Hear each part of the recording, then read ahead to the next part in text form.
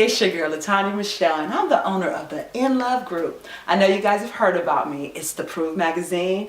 It's City Singles. We're doing it. We're doing it all over the world.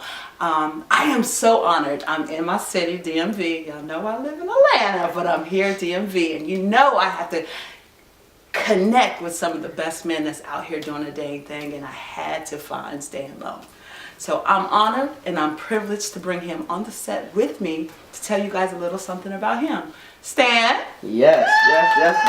Thank you, Tanya. What's up? It is a pleasure. I'm so happy to be here. How are you? I'm good. What aren't you doing? Well, I could be making a little more money. I would like to be doing. But you know, but here's the difference between you and most. You're living in your passion. You're living your dream out loud. I am. And you're not just stuck, you know. You're a real estate investor. Yes. You're an author. Yes. Radio personality. Yes. Come on. Wow, that sounds good, right? No, it is good. Yes. It's not sound good. Yes, it is. Filmmaker. So it's a pleasure to have those titles, and yes, I have decided to, what you would say, live your dream or your passion. Out loud. Yeah, I decided that at my age, you know, I had worked many jobs as a young. Okay, not true. Not many jobs. Exactly. But I had some jobs. I didn't work many jobs, you guys. It's not true. Yeah. But I come all the way from a farmer background in Virginia all the way up to working for FedEx and the government. Yeah, I was a farmer. I used to make $12 a day. Really? I used to pull tobacco in North Carolina for $12 a day as a 12-year-old. Okay. And so I know work. You know how to use your hands. Yes. And so what happened was I decided, when I got older, I decided I didn't want to do things for money anymore. I wanted to do things that drove my passion, things that made me feel, you know, like it wasn't work. Okay. So to speak. Okay. So with those passions, it seems like, you know, when you talk about being a real estate investor, you talk about being a radio personality, it's not just about you either, it's about other people too. It's mainly about other people, is why I even created a platform for Spotlight of the City. Okay. Because I wanted to spotlight people who do things good in the community, people who don't get a chance to be spotlighted, also famous people and stuff come on the show and stuff like that. But I wanted to be a community awareness based show. Okay, so that's your radio show. Yes, it's called Spotlight of the City. And when does that come on? It comes on every Thursday. Okay, 7 p.m. 7 p.m. www.spotlightoverthecitylive.com every Thursday at 7 p.m. Okay. And it's an amazing show, and I'm really excited about it because now we're starting to. I decided not to wait to get syndicated or anything like that. I'm not waiting on anyone. So what we're doing is syndicating ourselves. That's so we're exactly going to how Charlotte, we're going to Atlanta, and we're opening up studios like that. That's how you do it. Yeah. That's how you do it. Okay, so we have the radio show. Books. That's Not books. Books. Okay, let's talk. Let's talk about that first book. That first book was my baby. Okay. Of course, when you first do something, that's your baby. Mm-hmm. But my first book was called Blackbird Medley: The Transformation of a Gangster. Okay. And I wrote that book about 4 years ago. I wrote the book, and it's a memoir. It's about my life, and I decided to do that because I come from the other side of the tracks, as people know that know me, and if you don't, I used to be a big-time drug dealer in the Washington, D.C. area. And I'm not proud of that, but I'm not ashamed of it either, for the simple fact that it molded me to do something greater. And so I can't say that I'm ashamed of it, but I will say I learned from it. And so I gave experiences in my book to teach people what not to do and what you can do better. So you really were a worker. Yeah. I had workers. You had workers. I was bossed up. And so at the end of the day, I realized that it was not so much of a glorified situation.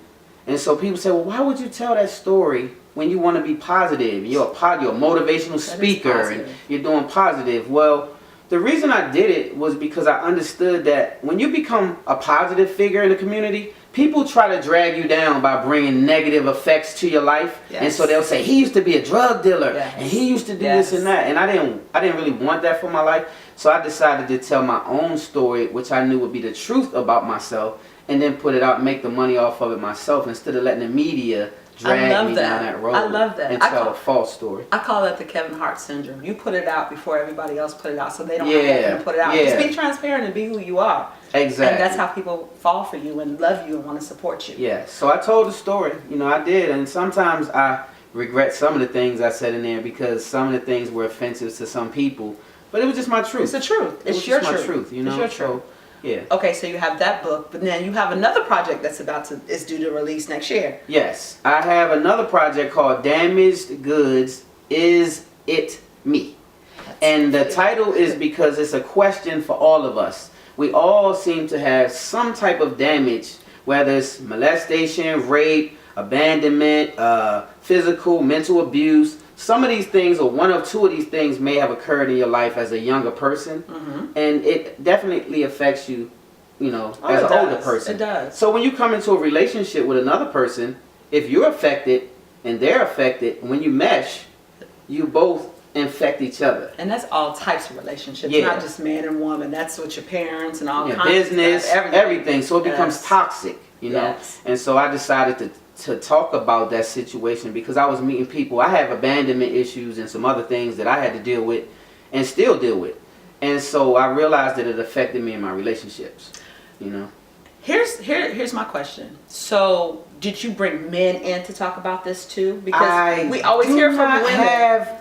That's a good thing. I wanted to. Men don't seem to want to talk about their issues. But you talked about your issue. Well, I believe I'm a man's man. I'm not ashamed of my issues. Like I don't have shame. And so God has brought me out into a position where I don't really have any shame about anything I do. But that's an amazing thing because at least, you know, you don't have to have a lot of men, but just the fact that you are that man that's willing to talk and share it, because there's so many men who have your story. Right. And the other stories with the other women that's in the book. Yeah.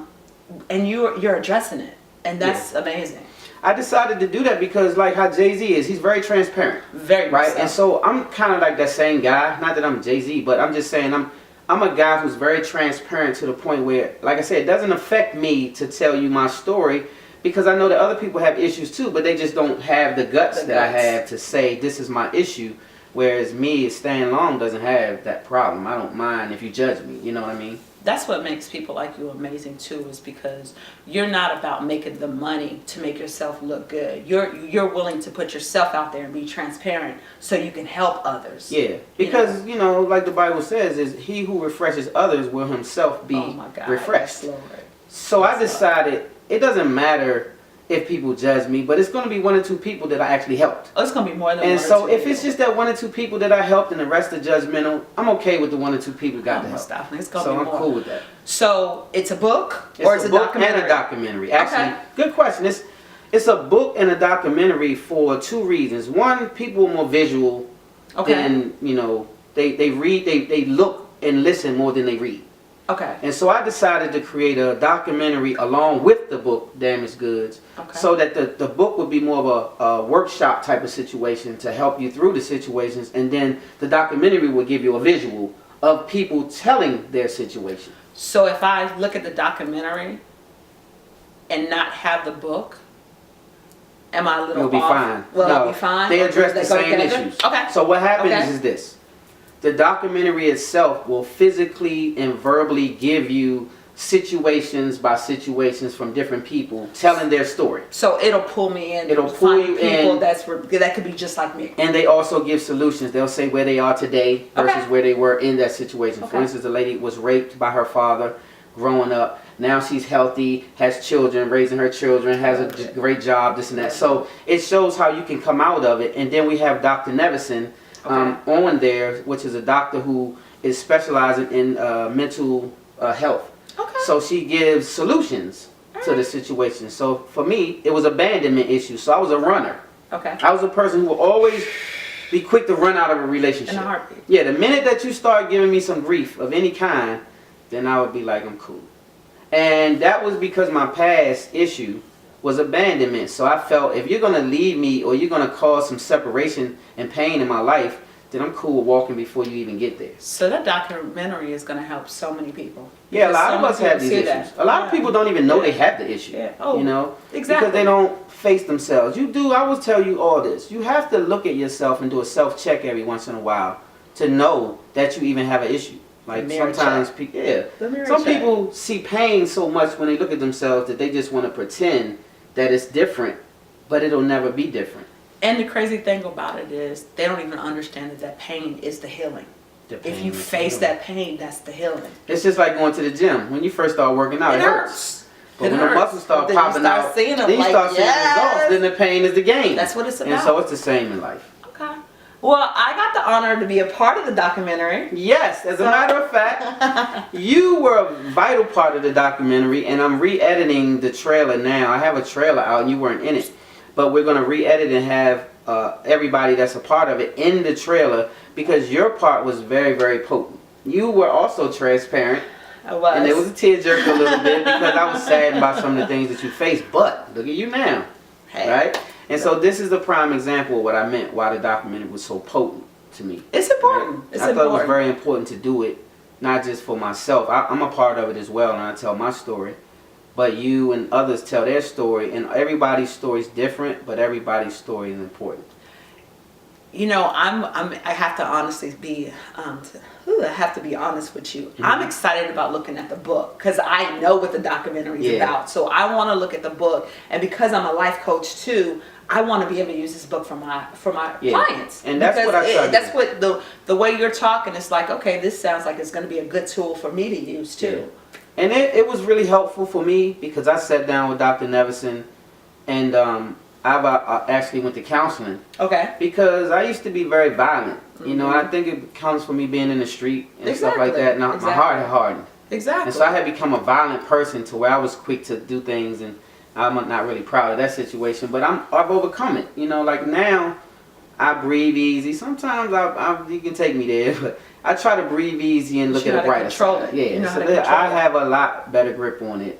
24 anger management classes later, I get it. I have a bigger grip on it now. Yeah. And the fact that you could talk about it and with no shame, that's amazing too. Yeah, I do. Like I said, I'm an open book pretty much. So we have Spotlight Over the City, the radio Spotlight Over show. the City. It's a TV radio. Actually, it's TV. So we're visual as well as WLVS radio.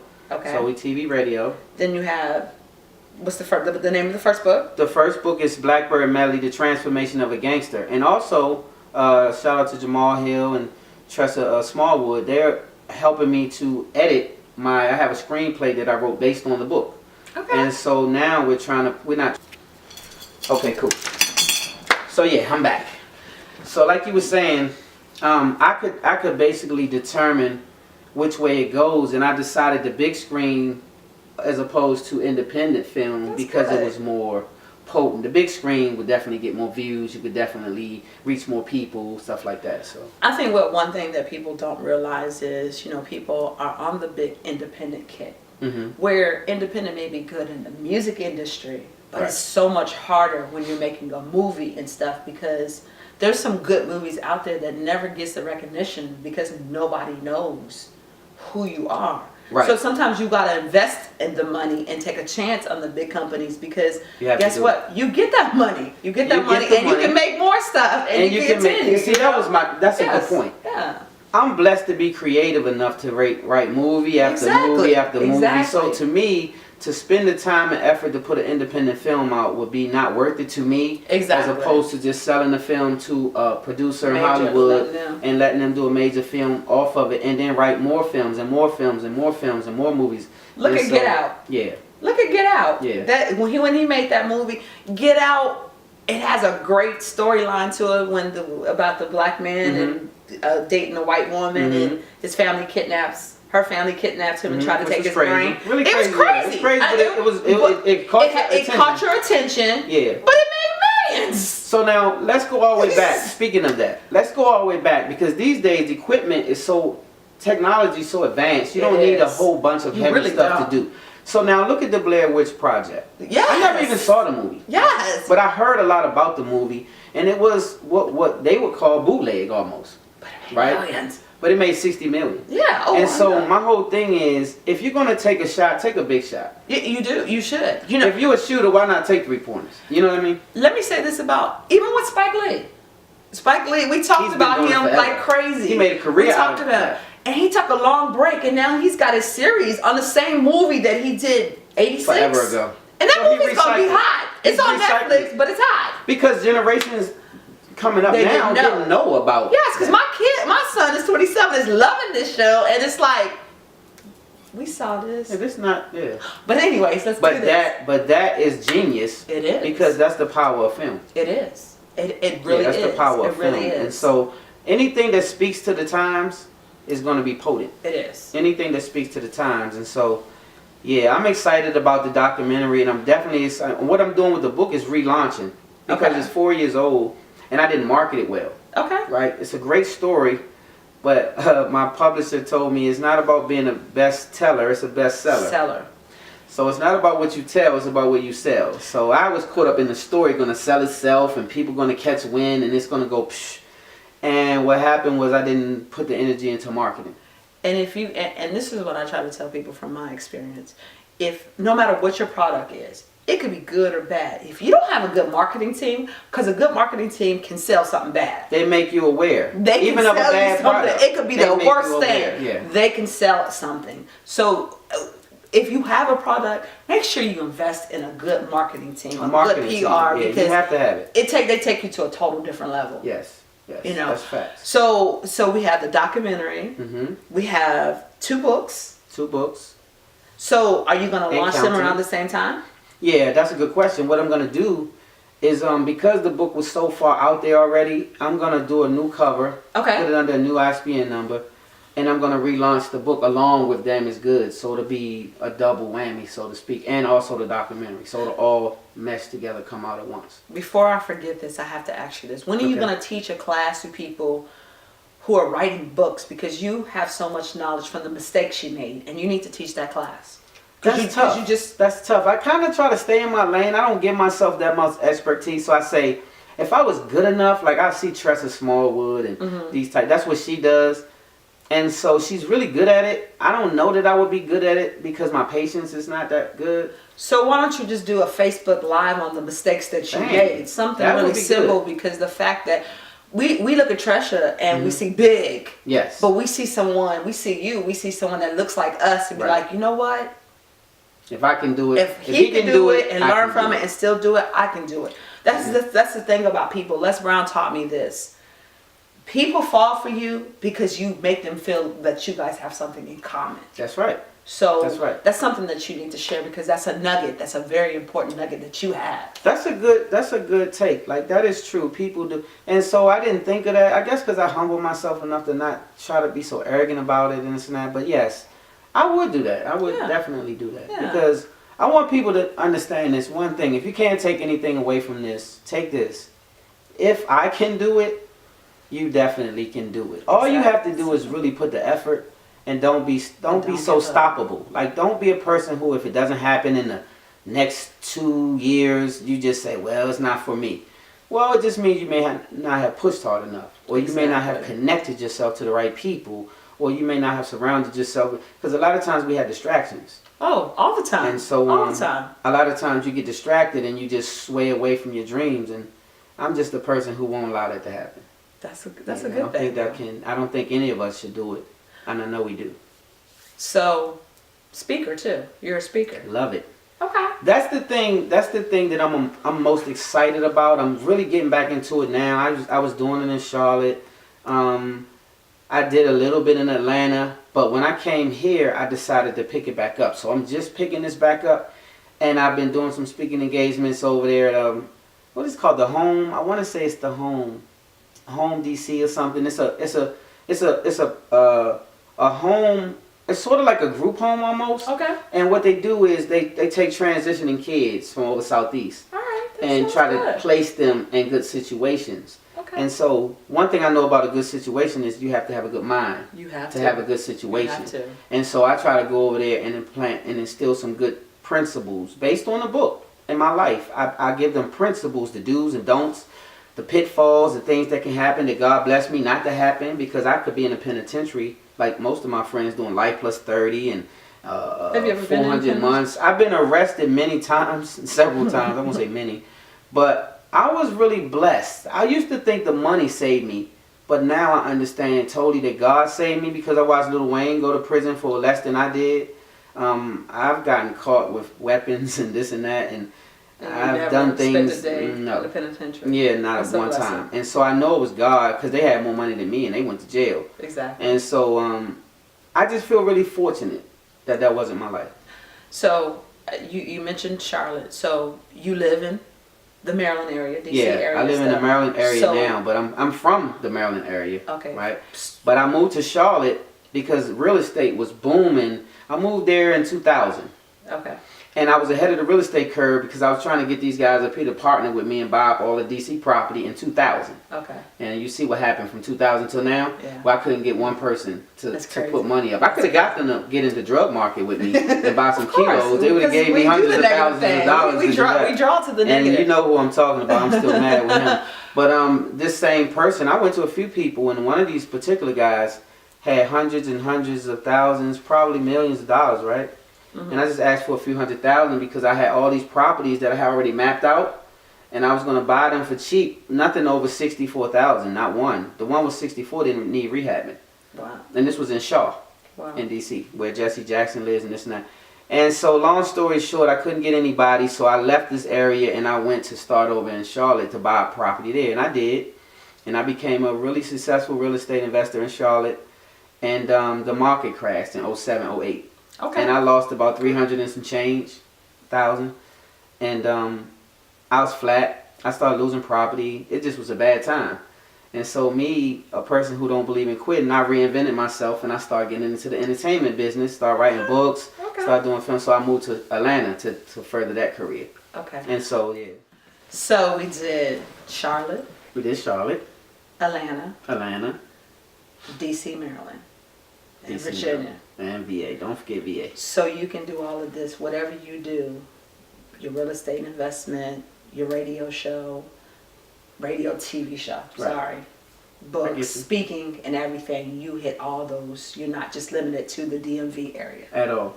No, I don't believe in being limited, but I was blessed because I lived in those cities. Okay. And so I still play in those cities. Okay.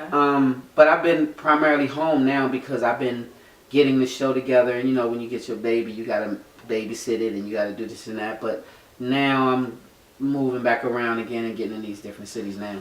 Okay, so your company's name is Circle 7 Entertainment. Circle 7 Entertainment. So everything falls under that. Everything. Okay. Everything comes Okay. under that umbrella. So how do they follow you? How do they find you?